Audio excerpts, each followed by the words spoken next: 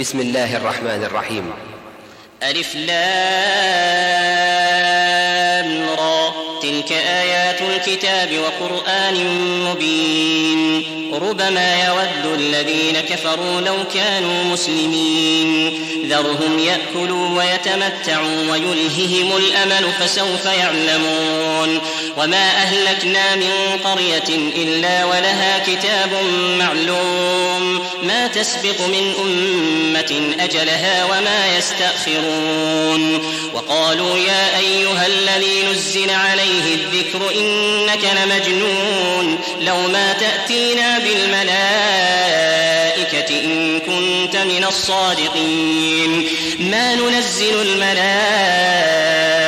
إلا بالحق وما كانوا إذا منظرين. إنا نحن نزلنا الذكر وإنا له لحافظون. ولقد أرسلنا من قبلك في شيع الأولين، وما يأتيهم من رسول إلا كانوا به يستهزئون.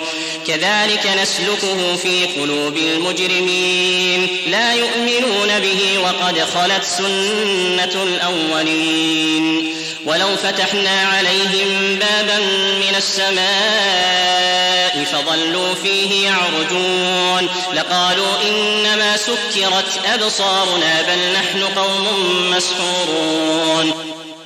ولقد جعلنا في السماء بروجا وزيناها للناظرين وحفظناها من كل شيطان رجيم إلا من استرق السمع فأتبعه شهاب مبين. والأرض مددناها وألقينا فيها رواسي وأنبتنا فيها من كل شيء موزون وجعلنا لكم فيها معايش ومن لستم له برازقين. وإن من شيء إلا عندنا خزائنه وما ننزله إلا بقدر معلوم.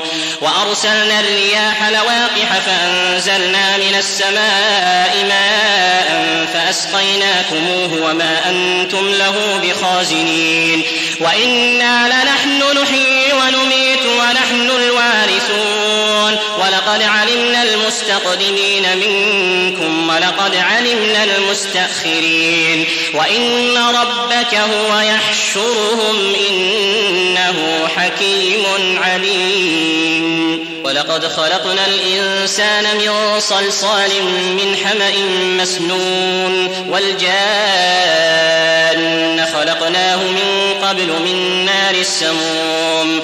وإذ قال ربك للملائكة إني خالق بشرا من صلصال من حمأ مسنون فإذا سويته ونفخت فيه من روحي فقعوا له ساجدين. فسجد الملائكة كلهم أجمعون إلا إبليس أبى أن يكون مع الساجدين.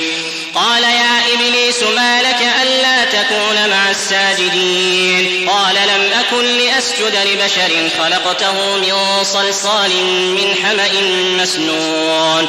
قال فاخرج منها فإنك رجيم وإن عليك اللعنة إلى يوم الدين. قال رب